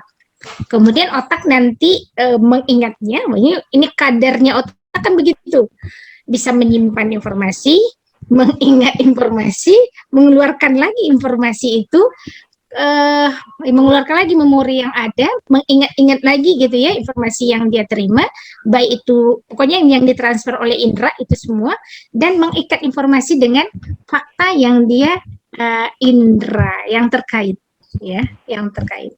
Nah, itu proses berpikir ya, itu adalah berpikir. Nah, yang disebut orang cerdas itu kecepatan, betul tidak? Ada anak satu ya, si A dan si B gitu ya, disebut cerdas yang mana Bu? Yang cepat apa yang lambat? Jadi yang cepat, dia pasti yang cepat. Oh ini anaknya cerdas nih ya, gitu kan ya? Karena udah bisa membandingkan dengan yang lain gitu ya. Disebutkan dia cerdas itu pasti ya ada di atas rata-rata kan, di atas rata-rata anak biasa kan begitu kan, disebut cerdas kan. Kalau anak yang biasa kan nggak disebut cerdas, paling iya sih cerdas sih tapi kurang kan begitu kan. Nah Sedangkan Isra itu di atas rata-rata biasa gitu, disebut kecerdasan itu. Nah, kemudian itu dia punya kecepatan tuh. Nah, saya kasih contoh ya. Satu waktu kita memberikan satu informasi ya kepada anak tentang perbedaan sifat air dan bensin misalnya, bensin gitu ya.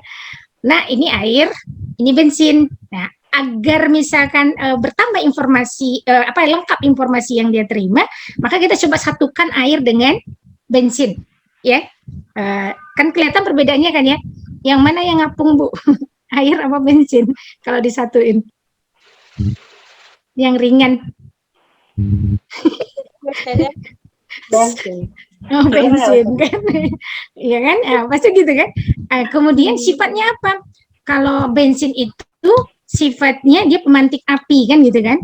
Kalau air dia bisa memadamkan api. Nah, suatu waktu misalkan ya ada tangki misalnya, tangki ya. Tangki minyak nih Bu ya, tangki minyak lah ya, tangki minyak jatuh,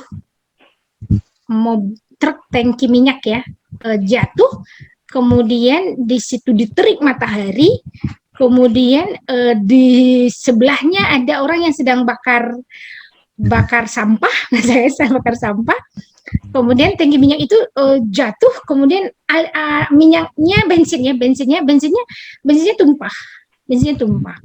Nah, adalah anak mungkin ya, beberapa anak di situ ya, beberapa anak itu yang menyaksikan. Yang mana yang anak yang cerdas?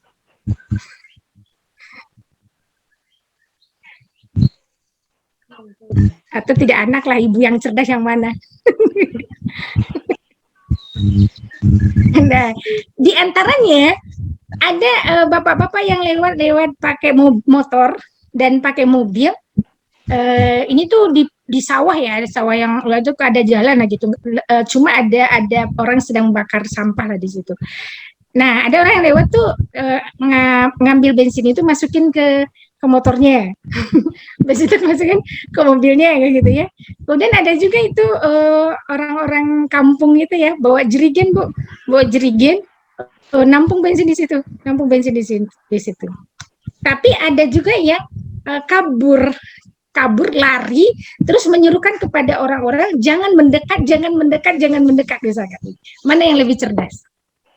Yang kabur jangan mendekat tuh saja. Nah, itu. Baik cerdas. yang lain Mematikan apinya, saudara. mematikan apinya. Walaupun itu terik matahari misalnya gitu ya, terik matahari, kemungkinan untuk meledak ada kan ya? Iya, ada kan ya? Kemungkinan meledak tangki itu ada kan? Pemantik ada saja sedikit yang memantiknya mungkin bisa. Atau kalau misalkan mematikan apinya dia cukup cerdas berarti. Itu yang disebut suratul ihsas. Dia cepat mengihsan, mengindra fakta itu. Oh, ini tuh bensin, ini tuh sifatnya begini, ini ada api nih gitu ya. Ada ini yang harusnya tidak mendekat, tapi semuanya harus menjauh begitu kan. Nah, kalau orang yang tadi ada tukang motor gitu ya, ambil dengan senyamannya gitu ya, ngambil bensin. Itu terjadi di India itu meledak 250 itu mati ya, itu yang ada di situ. Ya kan karena mereka menembutuh mungkinnya bensinnya, tapi ya karena tidak cerdas tadi. Nah, jadi kecerdasan itu kata saya tadi itu dua syaratnya, suratul ihsas, kecepatan mengindra, suratul irtibat, mengikat informasi maklumat sabiko dengan fakta. Nah, coba aja ke anak ya, ke anak. Suruh dia membedakan, kita kasih informasi, ini jahe. Lempar lagi ya, Bu Ayu? Iya, seperti yang like lagi dulu. Iya. Sama. Gak sabar ya ibu-ibu, bunda-bunda semua. Nah, masuk lagi itu saja. Udah saya ganti ternyata kuotanya kayaknya. Nah, kita coba ke anak ya, ke anak kita. Membedakan jahe, kunyit, dan satu lagi apa ya, Lengkuas. cikur, lengkuas. Nah, ya itu lengkuas, jahe, cikur lah, jangan kunyit, cikur. Cikur ya, rada-rada mirip ya, rada-rada mirip. Kita minta dia mengindranya, udah dari sisi melihat dia udah tahu, oh ini bentuknya jahe begini, lengkuas begini, cikur begini. Ya, kemudian minta dibauin gitu ya, beda kan baunya udah. Kita pilihlah beberapa, nggak usah dipilih deh anak itu. Kemudian kita uji, begitu kita udah kasih informasi, kemudian dievaluasi, tanya lagi dia, mana yang cikur, mana yang jahe, mana yang lengkuas. Kalau dia cepat memberikan cepat dia membedakan tiga itu, berarti itu anaknya cerdas. Gitu. Tapi kalau misalkan mana ya Mia, ini tuh apa ya minta dia, ini tuh oh ini cikur ya Mia, ini ya, kalau masih begitu, mungkin anaknya memang slow learner, anak yang lambat belajarnya atau tidak fokus tadi, bisa ya. Orang bukan tidak cerdas ada, tapi karena tidak fokus itu juga bisa. Nggak fokus mencermati fakta. Juga nggak fokus dalam menyerap informasi, itu bisa membuat kelambatan. Bukan karena tidak cerdas, itu bisa. Gitu. Oke, cukup ya. Nah. Jadi turunan nggak kecerdasan itu. Bisa iya, bisa enggak. Kalau turunan itu bukan turunan sih menurut saya, tapi itu adalah kodok. Emang kodok. Kalau kemampuan irtibat ya atau kuwatur robti itu ciptaan Allah. Emang kita nggak sama dengan Imam Syafi'i dari sisi kekuatan mengikat. Itu ya kadar otak itu gitu. Tapi kalau kepengen seperti itu, minta sama Allah biar diberi kodar yang lebih lagi gitu ya. Makanya kalau lihat anak kita kok lambat sih, minta sama Allah. Dengan doa bisanya itu. Ya karena kepahaman itu sesuai dengan hadis itu kehendak Allah. Itu tadi yang irtibat tadi itu, yang kuaturobti tadi itu. Kuaturobti itu kan untuk mengikat maklumat sabiko dengan fakta. Itulah pemahaman, ya pemahaman. Jadi kita minta, makanya selalu kita minta itu, Allahumma inna nas'aluka ilman nafi'a misalkan, atau Rabbi zidni ilman warzuqni fahman. Itu kan kita minta ya. Berikan kami rezeki pemahaman ya Allah, beri rezeki pemahaman. Jadi pemahaman itu pemberian dari Allah. Sababiahnya ada di Zoom ini. Sababiahnya. Kemudian mendengarkan, aktifkan indranya kan begitu. Ya Bu ya, serap informasinya gitu kan. Nah, itu baru insya Allah diberikan sama Allah. Izin Allah itu ya. Nah, insya Allah begitu. Ya, begitu barangkali cukup ya. Berarti memang ada turunan, bukan turunan maksud saya begitu ya, memang Allah ciptakan. Ada ibu yang biasa-biasa saja tapi anaknya hebat, itu tuh ada karena Allah berikan itu tadi kuaturobtiknya. Ya, ada. Tapi sekian persennya lagi itu adalah satu proses pembelajaran. Nah, tapi adilnya Al-Quran, adilnya Allah dan Rasulnya itu, Al-Qais itu adalah orang yang senantiasa mengingat mati dan dia itu menyiapkan bekal untuk kematiannya. Nah, itu bisa kita semuanya itu. Semua kita bisa itu. Nah, itu standarnya di dalam standar kecerdasan Rasulullah, yaitu orang yang selalu mengingat kematian dan menyiapkan bekal untuk kematiannya. Berarti kan ada amal soleh yang dia lakukan meskipun ilmunya tidak seberapa. Dibandingkan orang yang cerdas-cerdas itu gitu ya. Dibandingkan orang-orang yang cerdas itu gitu ya. Tapi karena amal solehnya, ilmu yang dia dapatkan dia amalkan, nah itulah yang menjadi bekal dia menghadapi kematian. Ini luar biasa nih konsep kecerdasan dalam Islam itu. Jadi kalau ibu misalkan anak jadi dokter gitu saja ya, jadi dokter tapi nggak bertakwa kepada Allah, ibu juga sedih kan. Cerdas kan dia? Cerdas, betul, itu cerdas. Nggak semua orang jadi dokter ya bisa jadi dokter kan gitu kan, bisa menghafal struktur jaringan, misalkan menghafal apa gitu, itu cerdas banget gitu ya. Tapi kalau kecerdasan dalam Islam itu ya itu ya yang kita harapkan tadi tuh yaitu kesolehannya anak-anak ya, kesolehan mereka. Ya, begitu barangkali yang bisa saya sampaikan. Ya, jasakillah Ustazah dari Bunda Putri, ya, insya Allah ya sudah jelas sekali ya. Berikutnya dari Bunda Diana lagi. Ustazah izin bertanya, anak saya laki-laki usia 14 bulan. Sekarang anak saya lagi susah makan Ustazah. Nah ini bagaimana ya bentuknya tadi ya, ada kata menyandarkan diri kepada Allah, selain sababiahnya tadi ya, menyandarkan diri kepada Allah agar anak mau makan. Nah itu pertanyaan beliau Ustazah, tafadhol.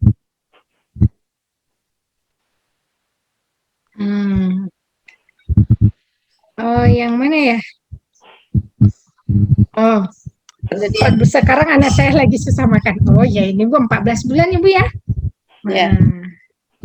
14 bulan itu belum bisa Ibu pahamkan.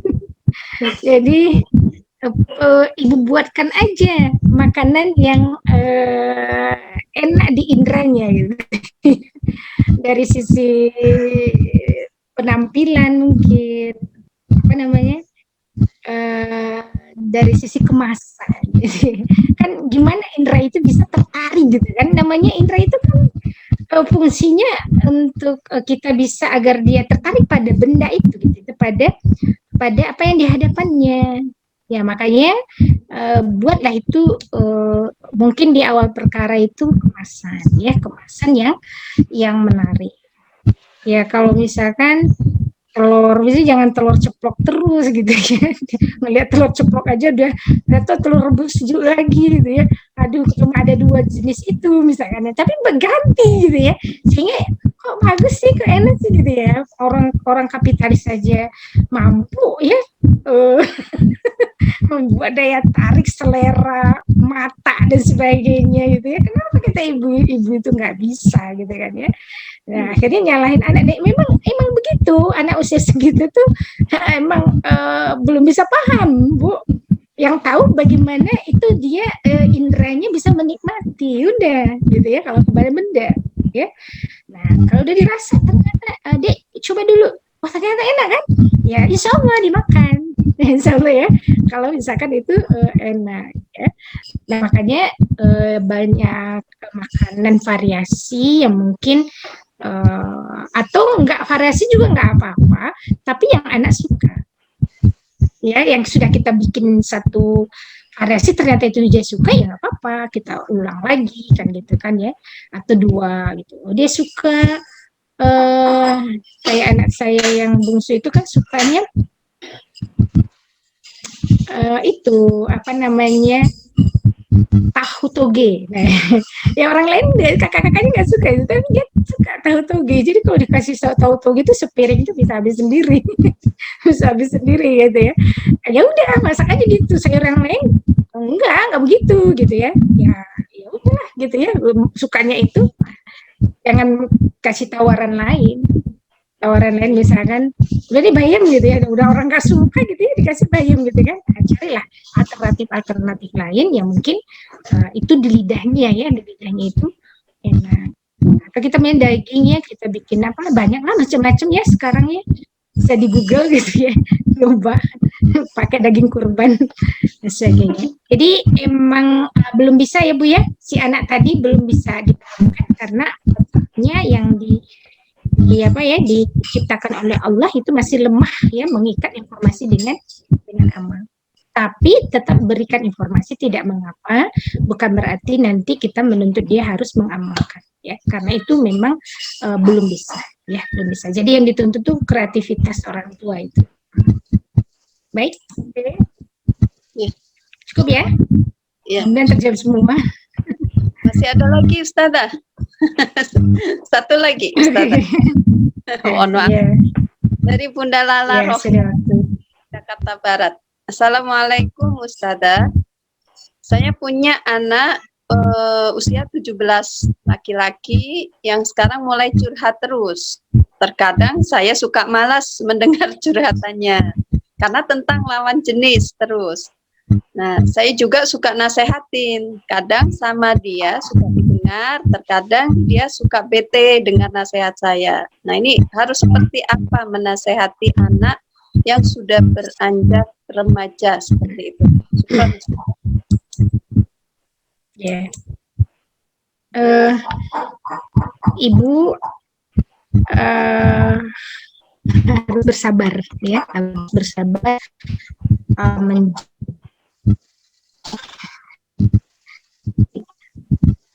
Apapun itu, kalau anak sudah curhat, boleh nggak melakukan apapun kecuali mendengarkan. Nggak, jangan bosan karena itu nanti bahayanya. Nanti dia curhat pada yang lain, ibu juga yang ini, yang susah gitu ya. Curhat pada yang lain, ya kita yang marah-marah. Curhat pada ibu, bosan gitu kan? Dia ibunya bilangnya bosan kan? Harusnya kita menjadi ibu yang asik, gitu, untuk curhat, betul, yaitu ya. Apalagi ini adalah fase-fase ketika dia mendapatkan satu persoalan, ya, persoalan gorizah nau, ya, gorizah nau yang ada, yang diciptakan oleh Allah dan mulai sempurna, ya, mulai sempurna ketertarikan dia kepada lawan jenis, gitu. Nah, seharusnya ini kan diiringi dengan sakofa, ya, sakofa nizam ijtimai, ya, diiringi dengan sakofa Islam tentang sistem pergaulan laki-laki dan perempuan. Nah, kasihlah itu, berikan itu masukannya. Nasihatnya bukan nasihat kamu tuh ya jangan ini ya, jangan dekat-dekat ya, jangan apa ya gitu. Tapi tunjukkan jati dirinya sesungguhnya, kemudian terus bagaimana Allah memberikan solusi terhadap persoalannya itu. Kalau ini masalah deh, ya, ini masalah Kak dalam diri Kakak. Kalau Kakak siap menikah, ya harusnya menikahlah, kan gitu kan ya, menikahlah. Tapi kalau tidak siap, berarti menahan diri, ya, menahan hawa nafsu. Nah, yang disarankan oleh Rasulullah itu perisainya adalah saum, gitu kan ya, perisainya itu satu. Kedua, Kakak harus taat pada Allah. Ya, kita kasih nizam istimainya mulai dari menundukkan pandangan. Ya, makanya jangan kena narkolema gitu. Ibu tahu narkolema? Narkoba lewat mata. Nah, ya. Nah, kalau orang kan masalah dengan narkolema, kalau dalam Islam kan ya tundukkan pandangannya. Ya gitu kan. Hendaklah orang mukmin itu yang yaghdudna min absarihim, ya, atau yang yaghuddu min absarihim, kan gitu ya. Hendaklah laki-laki itu menundukkan pandangan. Mulai dari situ kan, hendaklah perempuan itu menundukkan pandangan. Ya berarti wajib tunduk pandangan. Jangan terus melihat aurat, nggak boleh, gitu kan. Nah, terus ceritakan juga karakteristik Gorijanau. Gorijanau itu dia akan bangkit kalau dibangkitkan oleh kakak sendiri. Caranya apa? Kakak lihat-lihat yang porno misalkan di ini ya, di HP, misalkan di handphone, lihat aurat-aurat perempuan, misalkan ya, nonton-nonton yang gimana. Nah, itu membangkitkan, ya, membangkitkan. Nah, maka itu dihindari, jangan sampai itu bangkit. Nah, kemudian yang kedua adalah itu bisa dialihkan, gitu ya, dialihkan pada kegiatan-kegiatan yang produktif, yang bermanfaat. Ayolah sama Umi, kakak suka apa sekarang itu ya, boleh mungkin ikut ini ya, gitu ya, ikut kajian tahsin misalkan ya, atau kakak mau apa namanya bikin skill media misalkan gitu ya, desain atau gimana, ya itu cara pengalihan, ya, cara pengalihan. Jadi bukan kita bilang bukan ibu itu bukannya merasa bosan kok topiknya itu, karena dia memang kenapa topiknya itu sangat masalah buat dia gitu ya, dan dia butuh solusinya, dan orang yang dia percaya itu adalah ibunya. Nah, itu makanya ibunya harus menjadi pentakbir yang baik, pengungkap yang baik, teman yang baik, ya, tempat curhat yang menyenangkan gitu kan, tempat mencari solusi yang menyenangkan gitu ya. Kalau saya curhat ke Umi pasti selesai insya Allah kan gitu kan ya. Nah, berikan motivasi ketakwaan kepada Allah, beri motivasi bagaimana seorang pemuda itu harus bertahan, ya, ingin masuk surga, mendapatkan perlindungan Allah nanti di akhirat. Nah, ketika dia bagaimana menjaga dirinya dalam ketakwaan. Nah, itu pemuda yang hebat gitu ya. Kemudian bisa berkisah tentang pemuda-pemuda yang hebat di masa Rasulullah SAW, sahabat, ulama misalnya, atau masa sekarang gitu kan.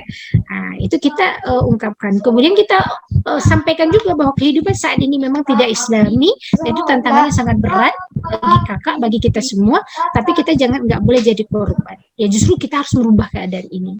Ajarkan dia amar ma'ruf nahi munkar. Nah itulah insya Allah akan membawa dia akan menjadi tenang, kemudian tidak akan tergoda. Nah begitu ya Bu. Mudah-mudahan Ibu bisa ya berhadapan dengan anak remaja ya, anak remajanya ini ya. Insya Allah. Kerasa sih sama saya juga nih. Udah lala insya Allah ya tergambar. Satu lagi Ustazah. Kurang 2 menit ya. Ya 2 menit. Kita Dari tuntaskan. Eva, bagaimana jika suami berpikiran yang penting bisa makan, tetapi tetap mengutamakan ibadah sehingga kurang maksimal usaha dalam perkembangan, tetapi hanya memaksimalkan urusan akhirat.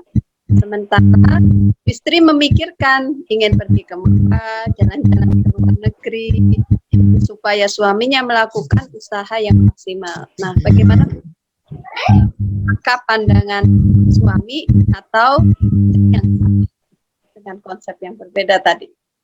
Tujuan yang berbeda ya konsepnya. Ya, tafadhal Ustaz.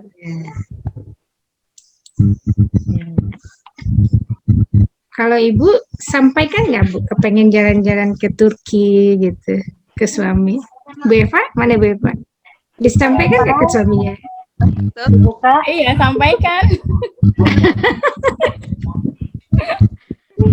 Tapi responnya gimana? Cukup makan deh, ya udah cukup makan aja. Ya. saja. Ini tergantung mindset kita sebagai istri ya.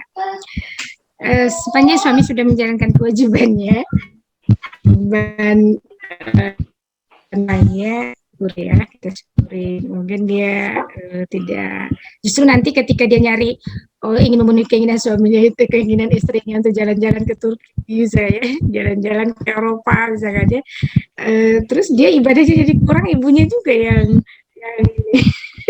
yang sedih, kok jadi kurang sih ibadahnya sekarang misalnya gitu ya. Nah, sedih juga gitu ya.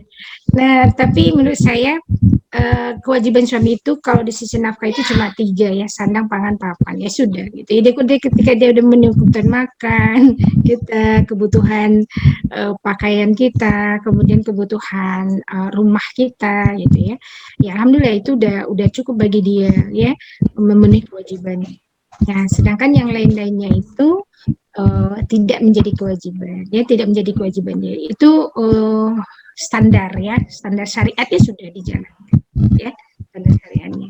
Nah kan tapi untuk lebih dari itu ya tinggal lagi aja Pak, tinggal digoda lagi aja, tinggal dibujuk-bujuk lagi aja itu ya. Kalau belum juga ya sudah tinggal dimotivasi saja ya, dimotivasi hal-hal yang sesungguhnya itu bukan kewajiban dia gitu ya, bukan kewajiban dia. Nanti kewajiban khilafah itu Bu ya. Ibu mau jalan-jalan ke Eropa seperti jalan-jalan ke Sumatera, nggak perlu pakai visa ya. Dengan harga yang sangat murah, tiket bahkan tidak perlu beli tiketnya gitu ya. Bisa sampai insya Allah, karena yang namanya kereta api, bus ya, transportasi umum, laut, kapal laut, kapal udara gitu ya, pesawat dan sebagainya, itu adalah fasilitas umum yang akan disediakan oleh negara dan kita bisa naik sepuasnya ya. Kalau ataupun itu bayar itu sangat murah. Maka ini perjuangan ya, itu tidak hanya perjuangan para suami tapi juga perjuangan kita. Bagaimana segera mewujudkan kebangkitan Islam gitu ya, mewujudkan adanya satu kepemimpinan Islam ya, adanya hadirnya seorang khalifah yang nanti bisa mengelola ekonomi kita dengan baik. yang tidak akan memberikan aset-aset negaranya kepada orang kafir gitu ya, ke luar negeri gitu kan ya, yang akan mengembalikan tambang-tambang emas kita, tambang-tambang perak kita ya, tambang minyak kita gitu ya, tambang yang lain-lainnya dikembalikan kepada kaum muslimin. Makanya nanti nih pesawat mau kemana aja nggak perlu bayar gitu Beva, karena difasilitasi. Ya sudah, sekarang bersabar saja, jangan dibebani lagi si ayah, itu berat sekali tuh tanggungannya. Udahlah, sandang pangan papan itu sudah ditekan sama kapitalis juga gitu ya, dengan harga-harga yang naik dan sebagainya. Dibebani pula kita pengen jalan-jalan ke Eropa ya, aduh kasihan ya. Kasihan dia kan ya. Jadi kita harus bersyukur ya, syukur-syukur nanti ada rezekinya dari yang lain atau memang dari suami juga ya. Nah, ya tinggal minta sama Allah mungkin ya, atau kita coba mengikhtiarkan sepanjang kita juga bisa. Insya Allah ya, mimpinya terwujud. Mudah-mudahan ya Beva ya. Amin. Ya amin, mungkin begitu Bu Nur. Jazakallah khairan saja. Ya, Masya Allah.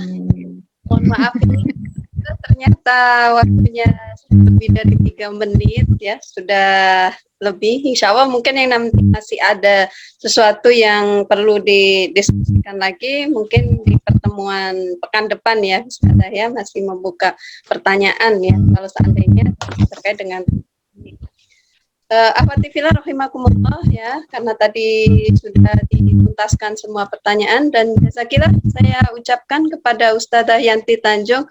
Masya Allah luar biasa ya materi kita hari ini. Semoga Allah memberikan kemudahan kita untuk menyerapnya, memahami, dan juga mengamalkan serta memberikan kepada yang lain yang mungkin belum bisa hadir di dalam forum kali ini.